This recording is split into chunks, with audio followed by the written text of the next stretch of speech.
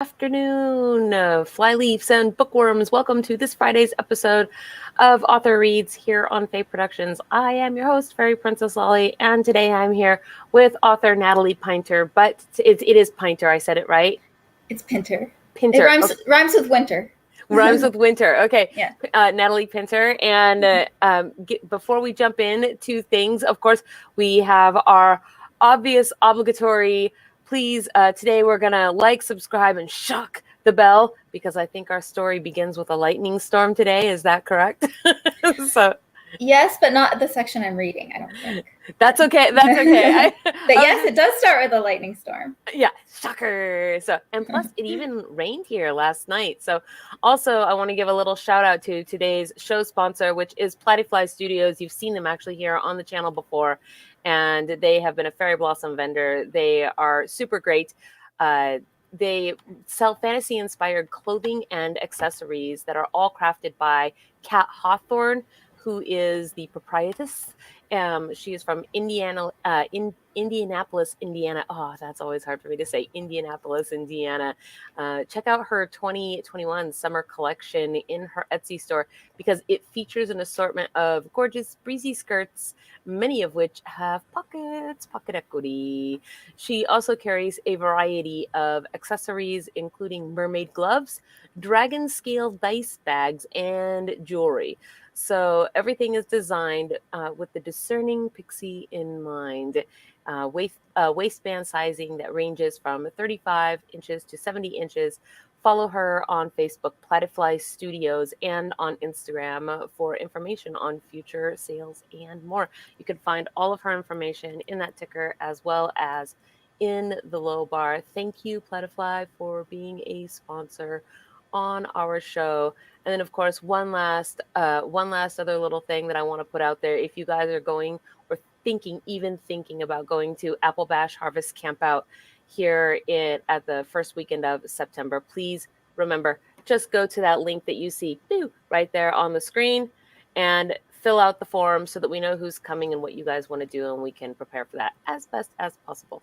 And with all of that said, I take a big breath and I welcome to the show Natalie Pinter, rhymes with winter. So I almost said it wrong again, but I remembered. So welcome to the show, Natalie. Thank you so much for being here. Thank you for having me.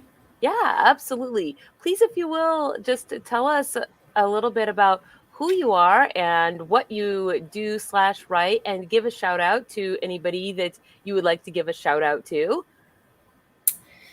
My debut book came out last October, The Fragile Keepers, and that is my debut. So that's my first book, and I've had some other short stories published in other places and stuff like that. And I'm working on a current book right now. I was a bookseller for a long time, so I'm not currently a bookseller, but I love books. I've spent many, many hours of my life reading and writing and in bookstores, and so I'm a total bookworm. And yes, a bibliophile. Yes. How many books do you own? Currently, I don't know. I'm not good at Nope. I'm not sure. And I've moved recently. I did a cross-country move, so I definitely did a lot of purging, which makes me sad, but oh no. But yeah, but I have some in boxes out in like a shed in the back. I have some in the attic of my mother's house, and then boxes here, and then bookshelves here. So I have a ton. And yeah, working at a bookstore, I bought everything, so many all the time. Yeah. Yeah. So I still have a ton, but not as many as I used to have. That I recently got into a competition, a book off, if you will, about who had more books between a friend of mine, and they were in your situation as well. They were like, not only do I have what you see, but also like a storage unit filled with boxes of books. And I was like, oh, I feel small and insignificant now. I thought I had a lot. Well, so I'm curious now, the name of your book. What inspired the name of your book? The book was actually, for a long time, it was actually called The Waters and the Wild, which is from the Yeats poem, The Stolen Child, which is about fairies, and come away, O human child, to the waters and the wild. And that was it in my head with my beta readers and writing partners and stuff for a long time. And I realized that there were already too many books with that title. Oh, interesting. So yeah, so I really kind of went back and I just went through the title. It was very difficult to find the title, but the title is The Fragile Keepers, and it kind of has a double meaning. It's the Fragile Keepers are Andre and Ben, two characters in the story, and then it's also sort of like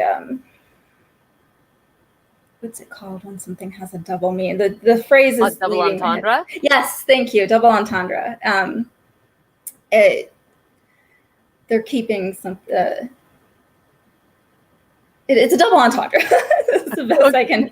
And you'll understand if you read the book, I guess. Yes, a surprise left for reading the book. Yeah. That makes sense, and it's very Faerie to kind of have that little dual meaning there. So you worked in a bookstore before the writing. I should also say my friend Ryan actually came up with the title. Like, we were going back and forth with lots of different things, and I think he was the first one to like nail down the Fragile Keepers, and I was like, so little shout out to my friend Ryan for doing that. So hi, Ryan. Well, so you worked in a bookstore before this, and what is it that like got you over the edge and into actually doing the writing? I was always writing, or at least, for a very, very long time, either in notebooks or typing on my laptop, I was always making myself put out some amount of words down. And I wrote a lot of kind of random journaling, stream of consciousness stuff, and then had some stories, that I would start and write for many months and then run out of steam and kind of lose interest, so I had a lot of blobs of writing that I would do. And so, yeah, I was always kind of trying to, and when I really, decided to dig my heels in and do this story and get all the way through it, that's what happened with this book. So is it going to be a series? Is it a standalone? Is it maybe one in a story, but it's going to be set in a world that other stories will take place? Yeah, I think it's mostly a standalone. It's a standalone, but there'll be little, like, maybe Easter eggs from the book in other books. So kind of like, how Stephen King has the Dark Tower series, and that's a consecutive series, but he also has other regular books that are kind of adjacently related to the Dark Tower, like there's some, so I think it'll be something like that. I think David Mitchell kind of does the same thing where he, they're separate standalone books, but they'll have some of the same characters will kind of wander in, and like, so I imagine it being something like that. Kind of some multiverse business going on where we just step out of here and go over there for a minute and then go back. So yeah, you're like, I think I recognize that character from another book, but but maybe they're making a cameo or something, right? That makes sense. So how now, is this the only thing that you do? Did you give up your job and go straight into only writing, or are you doing a juggling act? And if so, how do you do all that? I juggle. definitely a juggler. For me,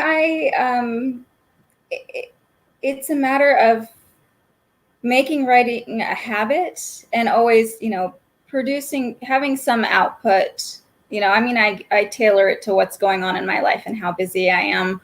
If I'm very busy, I'm gonna kind of decide beforehand for the week, okay, I don't have to do as many pages as I normally do. I have to do this many, but I'm always working, I'm always kind of, but But yeah, I'm a juggler. I'm not a full-time writer yet.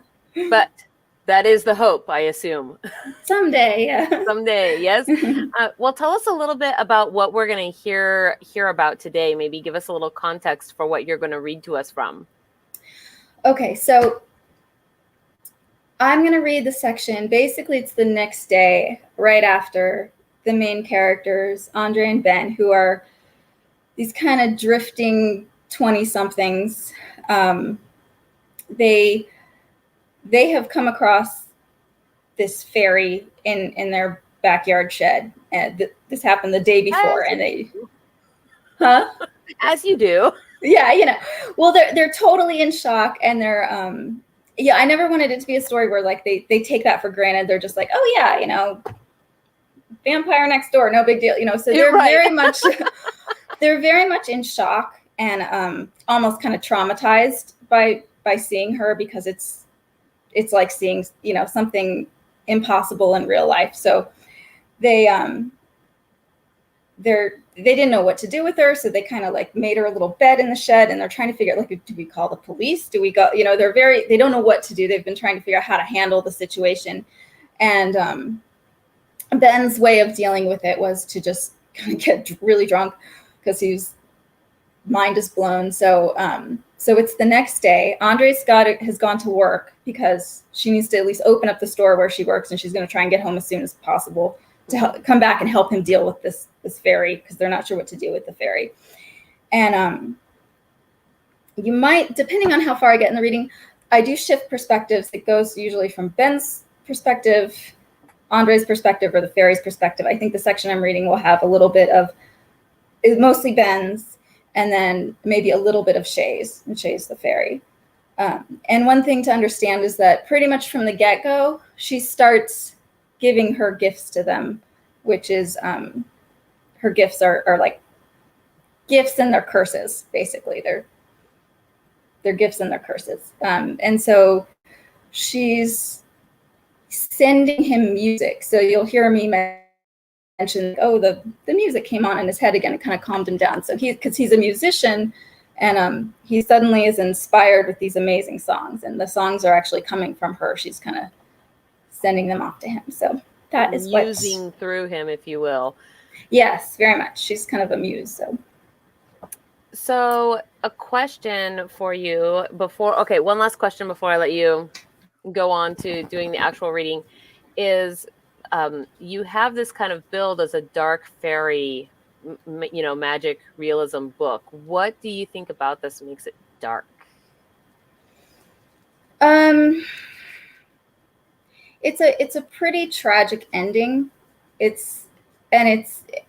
don't think it's entirely tragic. It's bittersweet. Like it's not entirely doom and gloom, but it's not a traditional happy ending. It's kind of a sad story. So, and there's dark elements. There's an unseelie fairy who's a monster, and then that's kind of side part of the story. But many traditional fairy stories are not exactly, you know, super happy, friendly Tinkerbell, right? yeah. I wanted to make something that was more like, you know, old school Brothers Grimm, kind of like, aw, be careful what you wish for, sort of, you know. So it's kind of like that. It's kind of a be careful what you wish for. Yeah, that is definitely a thing. Okay, well, for those of you who are just joining us, or, you know, first time, whatever's, welcome. And here's what will happen next. I will give the entire screen over to Natalie so that she can read. I'm going to be on mute, but I will be in the comment section with you guys and ready to take questions that we will then pose to her when she is done reading. And after that, we will then do the drawing at the end of the show for a free copy of the book. So with all of that said, are you ready, Natalie, for the readings? I'm ready. All right, here is your screen. Ben rolled over so his face was in the corner of the couch. A song was inside him, running through his sleeping brain and into his veins. He was buoyant, surfing on the melody. It dipped and curved. pleasure pulsed through him. The music looped over in the most exquisite combination of notes, and he followed the shimmering path of sound. He was beginning to awaken, but resisted opening his eyes. He wanted to stay in this auditory wet dream forever. Ben had passed out around midnight, earlier than usual. He'd barely eaten and was frightened and sick and vomiting before drinking a bunch. He cleaved to sleep, dimly knowing full consciousness would be painful and he would spend the day a squinting, miserable sponge of alcohol. The quiet of the house and the less familiar bed of the couch led to his awareness that this was an earlier hour than he was used to waking. He groaned as the vestiges of sleep funneled away. The song was softer now, but it still pulsed. He felt a relieved thrill to have caught it, like a slippery, jeweled fish. He opened his eyes. Despite the hangover, he was itching to get his hands on his keyboard and guitar and bring it to life. He bolted up and looked around the living room. The music flushed out of his head and his heart took up the familiar hammering of the day before. Fuck, the fairy girl thing. What time was it? Where was Andre? How come she hadn't woken him? He found his phone in his pocket. 8:45. Andre must have just left. She was just opening the store, she'd told him. She would be back as soon as she could. Parched, Ben went to the kitchen and poured a glass of water from the tap. He gulped it down and started the coffee maker. Hammer eyed him sleepily from his spot in the sun on the blue rug. Ben wanted to go out and open the shed to make sure she was actually there. But he also wanted to shower before he did anything else. He'd not taken one after getting sweaty and moving all the stuff from the shed. He quickly showered and dressed, went back downstairs and poured a large cup of coffee. There was a text from Andre. You up okay? Let me know when you see her. Drumming his sides and gritting his teeth, he headed out back through the junk-cluttered yard to the shed. Before yesterday, the wonder and depth of possibility Ben had known as a child was long gone. He fondly recalled a time when he could play outside and make his reality, be a ninja or a pirate, and then come home for lunch. But the supernatural was supposed to stay in films, books, and video games. It wasn't supposed to punch through to the present, to reality, and he was struggling to face it again. Steeling himself, he knocked on the shed, waited a few seconds, and then slowly opened the door. The night before, they had gone in to look at Shay and talk quietly over her, watching her shallow breathing. They'd spoken her name while Andre shook her shoulder. They'd considered that maybe she was doing something when she appeared to be sleeping. Perhaps she was in a restorative hibernation or mining a deep database she had to be unconscious to have access to. They discussed this possibility, and also that she might be like some exotic animal, and that when taken away from her native flora and fauna, would not survive. Ben stood hesitating, afraid that he'd open the door to the musty odor of decaying insect or the putrid tang of just turning flesh. It would be awful, not just because she'd been a sentient creature, but the holy fucking grail. She was the most important thing ever to happen, and they'd not asked her any questions. And I would never get to hear that voice again. He grimaced and opened the door. The air was humid. Shay lay on her side exactly as she had the night before. He lingered in the doorway, letting his eyes adjust to the weak light leaking through the window. Then he squatted down and studied her profile. She looked no different. Her chest still rose and fell shallowly. Come on, wake up, he whispered. Her eyes opened. She stared at nothing, the space in front of her. So hi. Ben smiled tightly. It was difficult to look and harder to look away. The impossibility of her made his eyes bounce around a bit. She sat up. I'm still here. She could talk. In English. How the hell did that work? And that voice, it was like she pulled out some lustrous ribbon and waved it through the air. And God, she sounded so sad about it. Wow, that makes things easier. He realized he was continually nodding his head and forced himself to stop. There was so much to ask, too much. He didn't know where to start. Where did you come from and what the hell are you? Felt a little uncouth. Are you hungry? He slowly held out a hand. You want to come inside? Shay put her fingertips to her temples, closed her eyes, and whispered something. Then she looked up at him. I'm trapped here. What do you mean trapped? She didn't answer, but began rocking back and forth, apparently the universal sign of having a fit. She dropped her head between her knees and made a sad little squeak. Then she slumped back down into the blankets. Ben waited a moment, unsure of what to do. I'm sorry? Then he touched her very gently on the shoulder. Do you want to come inside? He asked again. Shay stood with lazy feline grace and looked up at him. She was impossibly small and exquisite. Her eyes were greenish gold like sunlight through pond water. He could see her better since she was close to the door and under the sunlight. He observed that her hair wasn't quite white. Where the light hit it, hues of green, orange, and violet shimmered like the surface of an opal. The volume on the song in his mind turned up suddenly, and for a few seconds his head bobbed. Yeah, let's go inside. Ben tried to gauge her reaction to the house when they entered the living room, but if she was surprised or disturbed or interested, he could not tell. Here, he walked through the den from the back door towards the kitchen. He held out a chair at the kitchen table for her, which she quickly climbed up and stood upon. Hammer rose at the sight of her and waddled over. Shay lifted a hand and massaged behind the dog's ears. A little sound came from her throat, something between a purr and a sustained chirp. That's Hammer. He's a good boy, aren't you, Hammer Man? Ben squatted down, roughly rubbed Hammer on the side and patted him, silently thanking him for not barking. So are you hungry or thirsty or something? He made motions of eating, feeling ridiculous and resentful towards Andre for not being there. Before Shay replied, he poured her a glass of water and placed it on the table. Here, he nodded, forced a smile. Shay grasped the glass with her tiny hands and drained it in 2 impossibly huge swallows. She set it down, her eyes half lidded in obvious relief. He refilled the glass and set it down again, but Shay shook her head. It is bitter, but thank you, I was thirsty. He realized he was trembling and forced himself to stop. Are you hungry? He went to the fridge. I'm not sure what kind of food you eat, so I guess I'll show you a few things and let you pick. Andre did most of the shopping at the Chestnut, so they were usually stocked with healthy food. He was going to start taking things out of the refrigerator, but saw Shay's eyes widen at the jar of honey sitting in the center of the table. She grabbed it, opened the lid easily, and began drinking it. Ben texted Andre, "Get more honey." You want anything else? Ben asked when she set it down.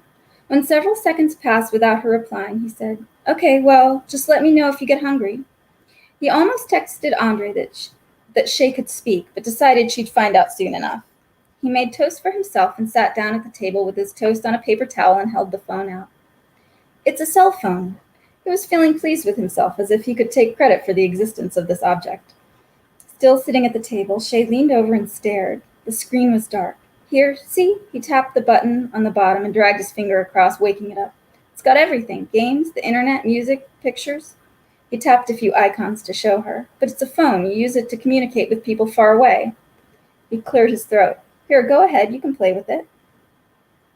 She hesitantly tapped on it. He noticed something peculiar about her hands and suppressed a shudder. Her delicate fingers had 3 joints instead of 2. She went to his pictures and swiped through a few. Strange, she said simply. God, her voice.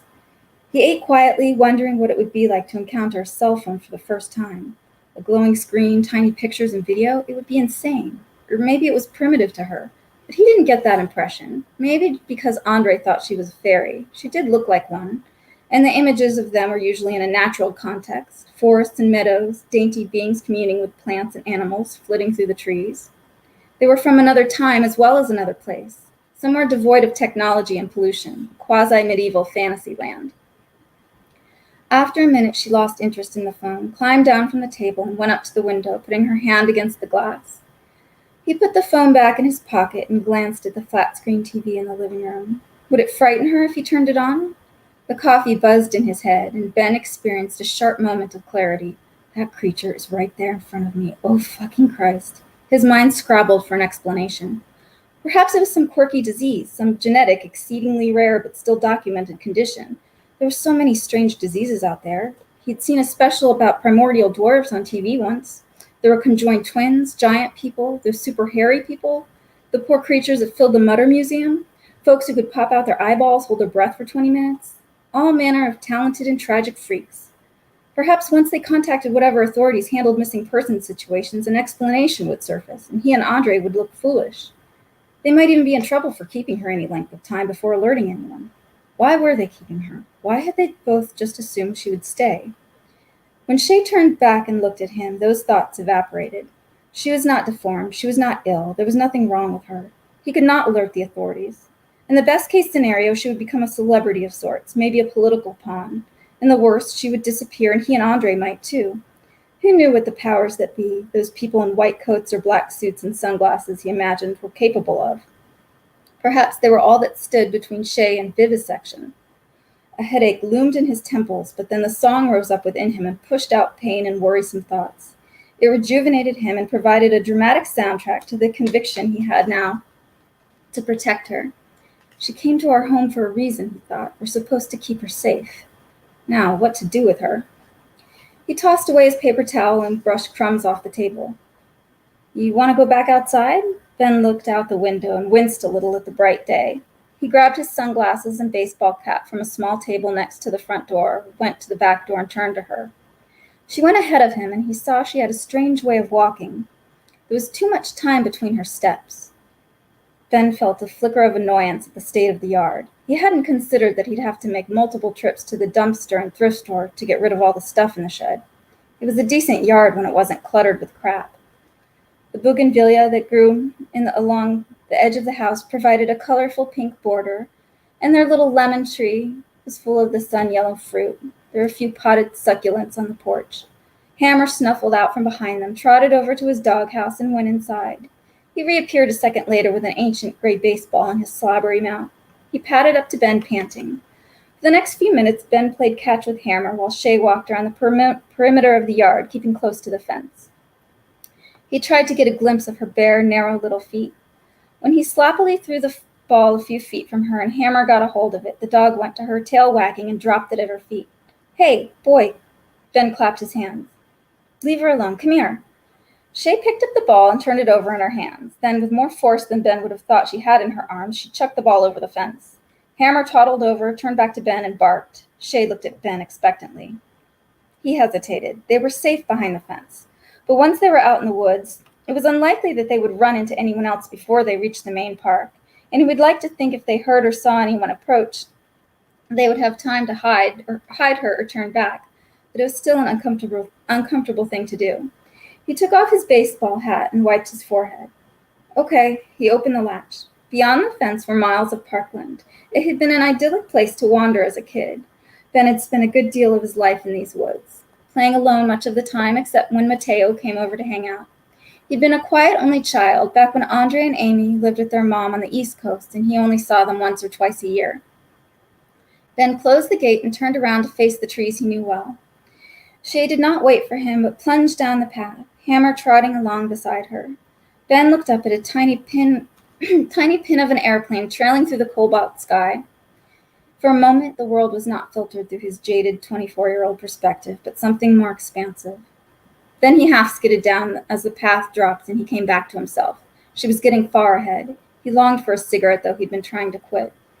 There'd been a few at the back of his dresser, but he'd consumed them all the day before in the few anxious hours before Andre had come home. He wondered if there were more floating around somewhere in the house. He patted himself down out of habit and picked up the pace. The trail soon grew narrower, clusters of sequoia rose higher and became denser, shade blazed through, and Ben saw there really was too long a pause between her steps and too much space covered. She stopped abruptly, and Ben caught up with her. I used to hang out here all the time as a kid. There is a stream a bit further. It was hard to tell if she was listening or not. She dropped her head back, closed her eyes, and stuck out a pink tongue that was too long and wagged it in the air. Hammer, who was a few feet ahead, trotted back to them, the baseball still in his mouth. Shay opened her eyes, turned to Ben, and said, A dangerous one is here. He shuddered. He couldn't look directly in her eyes, so he looked around her. Her hair was sea foam, and her skin was seamless. She was a paradox. She fit in the world, and she didn't. Hammer nudged up against him. What's dangerous?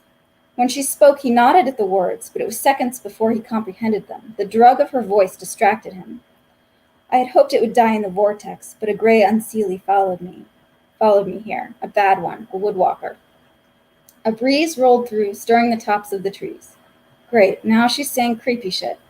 Ben knew he should be asking questions, but right then he just wasn't ready to know. He was trying to power through his hangover and not lose his mind. Oh, he managed.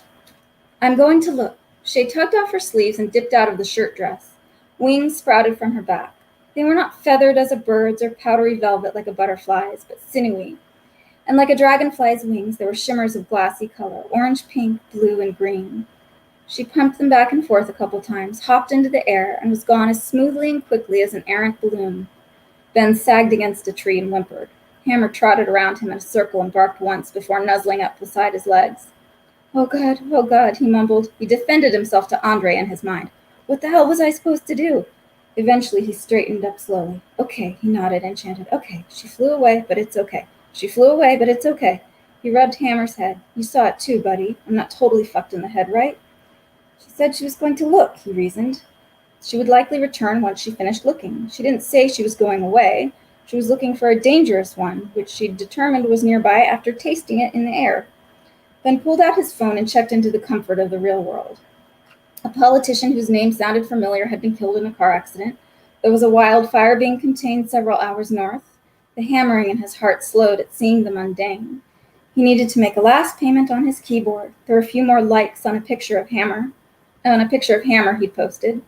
It occurred to him that they'd not gotten a picture of Shay, and while it would have been a questionable thing to do, he regretted it now. If he and Andre never heard from her again, he would start to question his sanity. Then he realized that they hadn't explained her to stay out of the way of other people. What if she didn't know her appearance was alarming? He started sweating. He picked up her dress and paced around in figure eights a few times before finally setting off in the general direction she'd gone.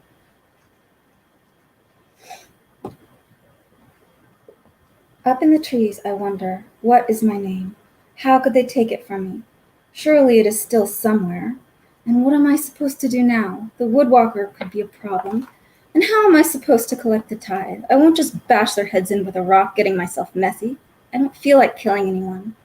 And I need more time, too, because they have to get their gifts first, right? It is all becoming confusing. I want to go home. I want nectar and music and mischief.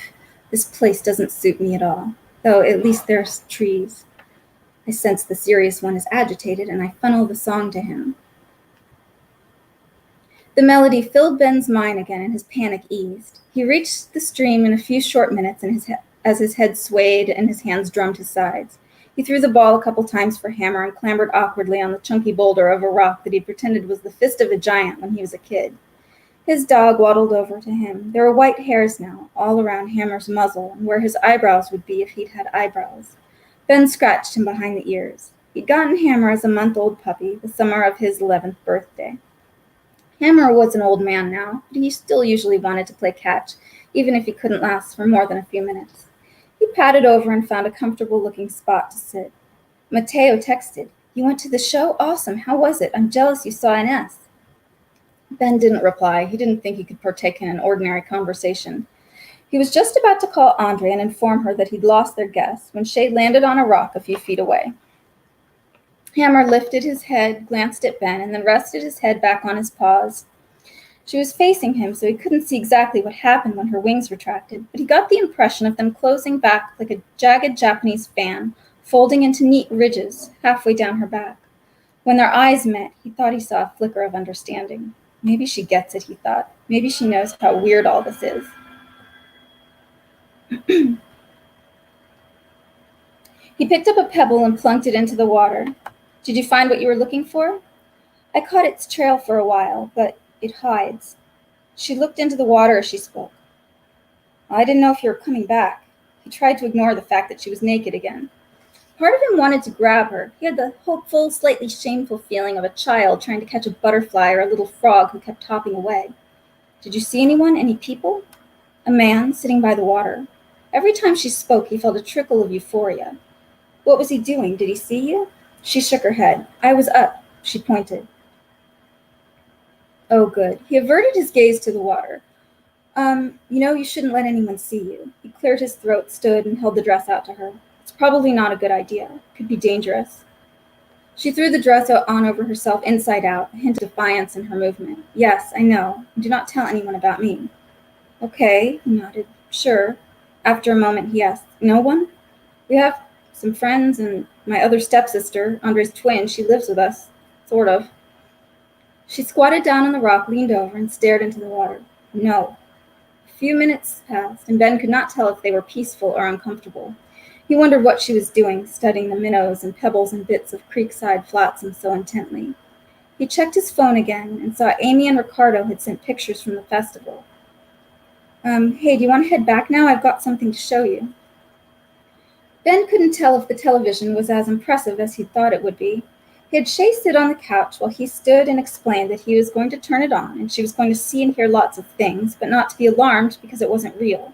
He rapped on the surface. He didn't want her smacking into the screen, trying to jump into any inviting pictures. He held out the remote. These buttons, he indicated the up and down arrows, that's how I change the channel. We can keep pushing these until we find something we like. Shay ran a finger along the edge of the remote. Here we go. He turned the volume down and then slowly back up while an attractive woman in a cardigan wiped up a blue puddle on a counter in a pristine, sunlit kitchen. Shay's eyes widened. Her hands were clenched at her side. This is a commercial, an advertisement. I'm going to change the channel now.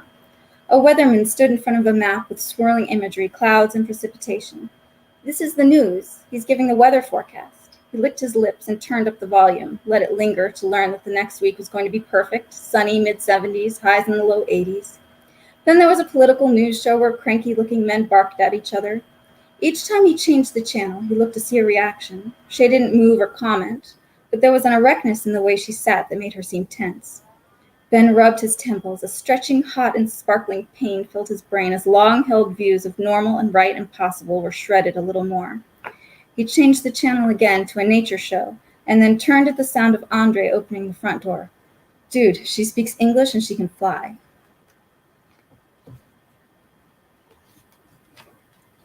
All right. Is that it? Can you hear me? Can you hear me? Oh. Okay, now I can. I was like, oh no, what happened? No, yeah. You didn't change anything. Oh, technology, why? Mm-hmm. Well, so we have a whole bunch of questions that are out there. So hooray. And let me just get over to these. Thank you so much for reading to us. And I will pop over there. And I have to scroll back and kind of find our beginning. Let's see.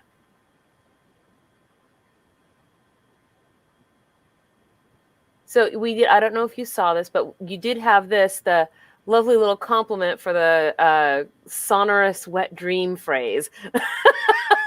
My virgin ears. I was like, no, that was actually a good turn of phrase. I thought so too. I was like, ooh. Yeah, it was when I wasn't sure if that was too racy for the, but it's... No. Where are you two? Let's see here. So, looking for...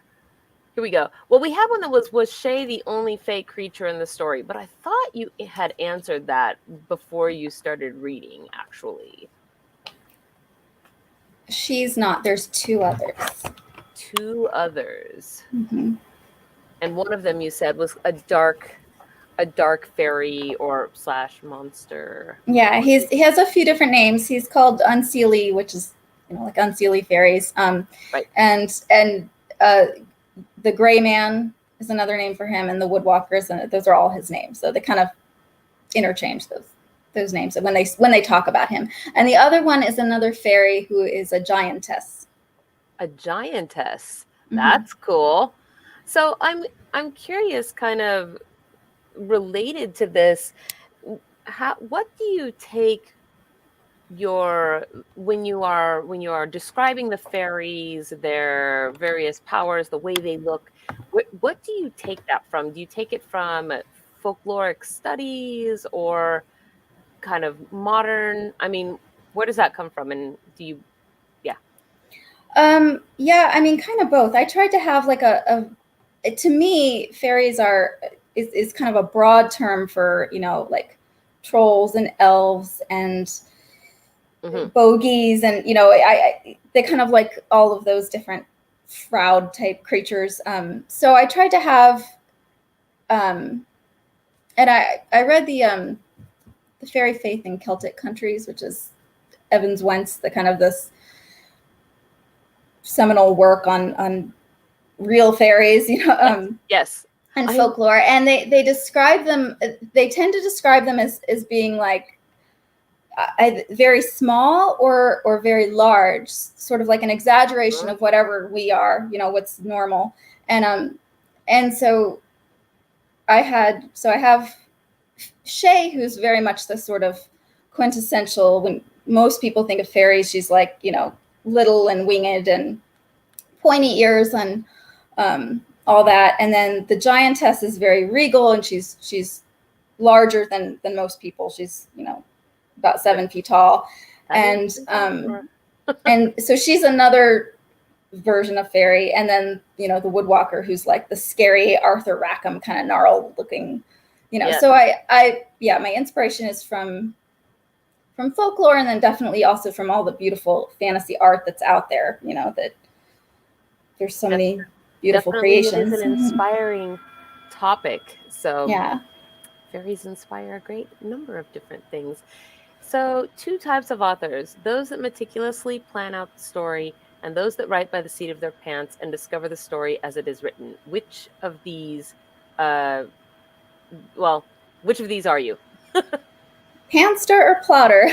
Yeah. I am more of a pantster, but I kind of say that I'm like a pantster until I'm a plotter. And then I kind of go back and say, okay, this is what's happening. But initially, it's definitely just kind of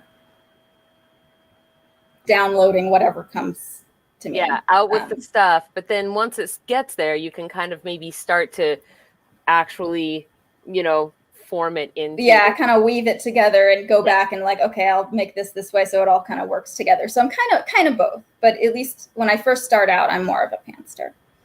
That makes actually perfect sense to me, since I often do things in a similar way. We'll weave things together after I put a bunch of stuff. So let's see. Okay, I had a question that I had asked that was just a fun one. You talked about how she took the dress was taken off her, and then when she put it back on, she put it back on inside out. Does that make the fairy invisible to other fairies? Because, you know. Yeah, I know that bit of folklore, but I didn't use that. I used certain pieces, but I didn't use a lot of the typical ones. So yeah, no, that was just because she was being, you know, hasty, quick. Yeah. So, like, I don't even care.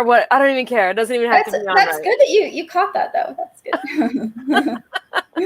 I thought that was funny. I was like, that would be funny if fairies could do that to each other. Like, yeah, I'm gonna run around the corner. Yeah. So, which perspective is easiest for you to write in? I think the third person. Is there a reason why?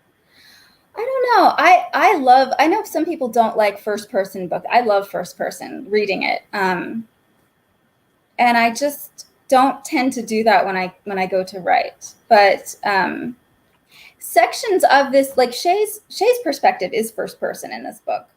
Her perspective is few and far between compared to Andre and Ben.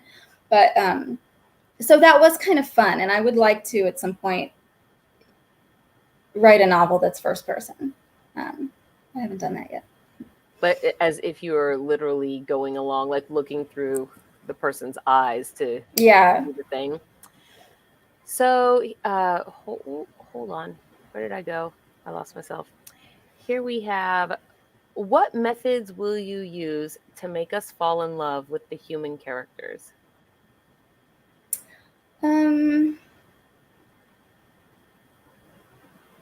I try to make them real and care about them a lot myself.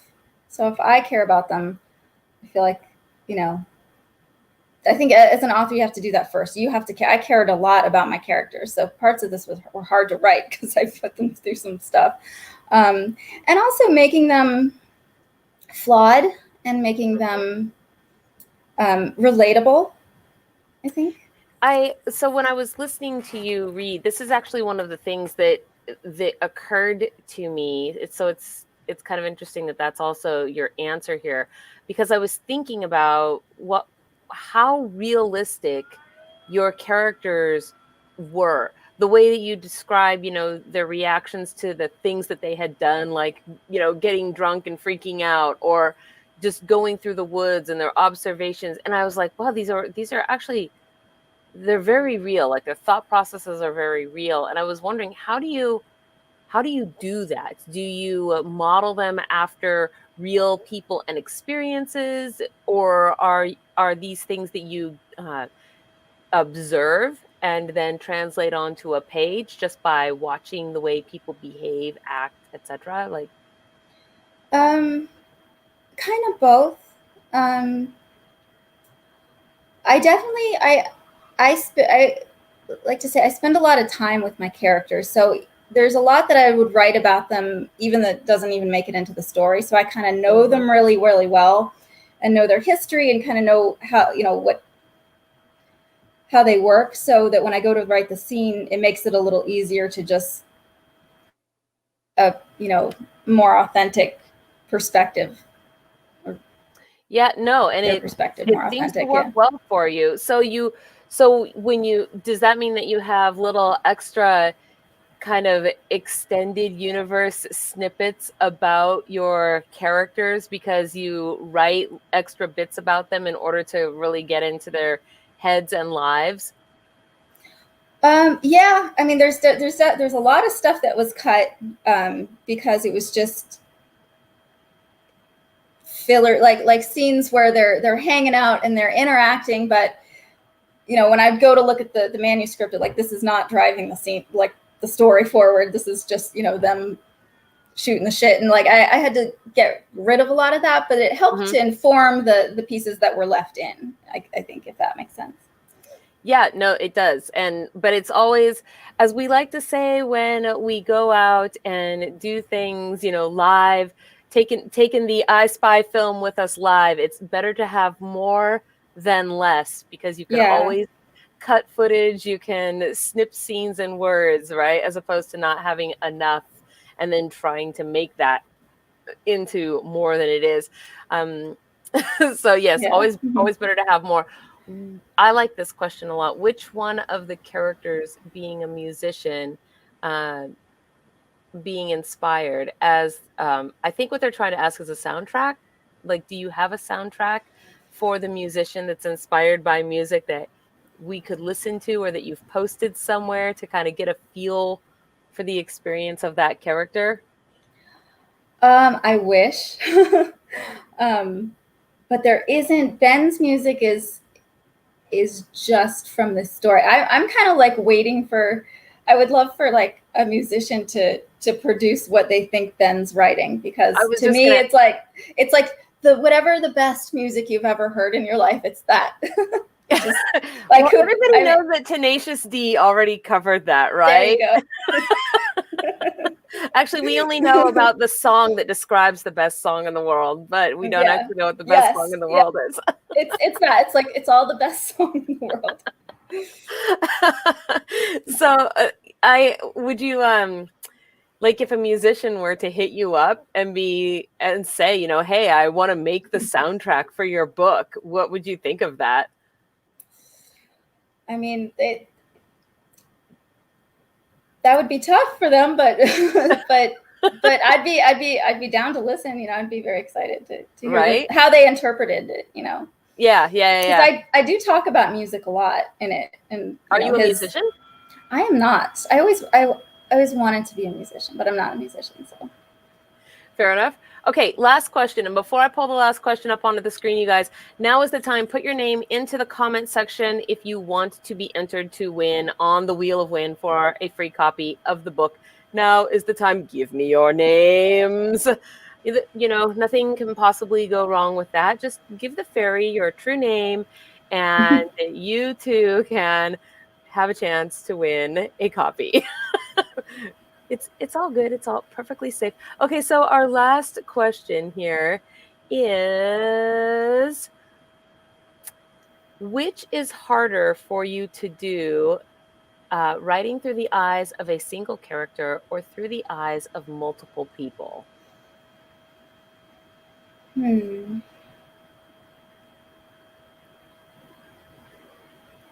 think it kind of depends on the character. So some characters, it's easier to read through their perspective than others. I haven't. Well, I have written short stories from just a single perspective. I think it depends. Like some characters are easier than others. The one thing I'm working on right now, I have a pretty young child, and I'm writing some stuff through her perspective, and I'm finding it kind of hard. So I would say it really depends on the character. That excuse me. Woo. That's interesting. So you kind of have a hard time writing for little kids. or seeing, like writing from her perspective, in a way that feels real, and it's like it's been a long time for me. Right? Like you need to have a friend that has a kid that you can ask them crazy questions and see what their answers are, right? Well, I have a kid, but it's still but still I have trouble with it. My guinea pig. I have questions for you. All right. It's not a bad idea. Right? Well, I would think that writing for kids is hard as well, because we tend to, once we have more information as big fairies, we can make more sense of what's around us, so we don't just fill in blanks quite as randomly or haphazardly as children might. Yeah. And it's really hard to unknow what you know, right? Yeah. So that is a thing. And so with that said, let's see. Who else do we have? I've got you, Newt. I've got you, Alicia. You guys, and just so you guys know, if you haven't been with us here before on the show, there are actually 2 extra ways that you can get entries so that you can have a maximum of 3 entries in every drawing that we do. If you join the channel by hitting the join button there on YouTube, that will give you an automatic entry into every drawing that we do. And then also, if you join our Patreon, you can get a 3rd entry as well in every drawing that we do, in addition to putting your names into the comments today. So there's a maximum of 3. And I think I've got everybody. Let's see. Holy smokes, you have 5 kids, Alicia. That's a lot. Hopefully you make them do some household chores. Right? Yeah, no. That's how they build character. Okay, let's see. I'm pulling up our Wheel of Win here. All right. So here we have everybody on it. I've got you guys. Whoop.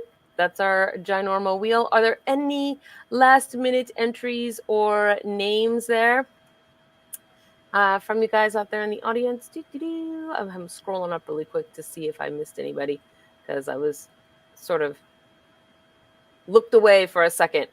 Had to. Part of the job. Okay. Yes, I can put you on there. 1 second. Is it Shakarn? Am I saying that right? I don't want to say it wrong. I can spell it right though. The origin, is that what it was?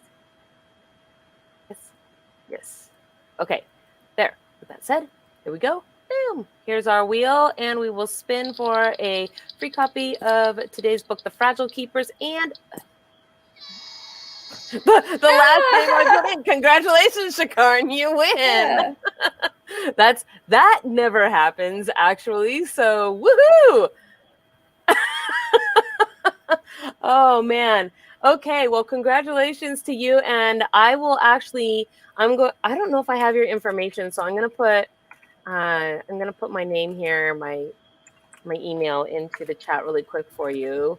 So you're going to have to send me an email after the show so that I can get you into contact with Natalie. There you go. And I think with all of that said, Natalie, is there anything that you would like to share with us or say to us before we let you go this afternoon? Not really that I can think of. I really appreciate you having me. Yeah, absolutely. It was great, and I really liked your story and liked hearing you read. So it seemed pretty well developed. And you guys, all of the information for Natalie there, it's in the ticker, and of course in the low bar. And if you guys do happen to make a purchase of her book, if there's a comment section, let her know where you found her from. And also, if you can, leave a review, because reviews always help indie authors incredibly, much more than they do mainstream authors. And with that said, then I guess go give the likes, subscribes, and loves to Natalie, you guys. And Natalie, I guess have a good Friday. Thank you for being on our show. And I will touch base with you afterwards to get you the information of our winner for today. Okay, sounds good. Yes, absolutely. So, thanks for having me. Yeah, happy Friday. Happy Friday. Bye-bye. Bye. Bye. Maybe goodbye. Here we are. Hello, friends. This is Gunther Hammerhands. Thank you for checking out Fairy Princess Lolly's channel. If you enjoyed this video, please hit the like and subscribe button. Use your troll hammer to ring that little bell icon to get notifications when she posts future videos. And if you'd like to support these magical creations, fly over to our Patreon and join the Fairy family. Safe travel!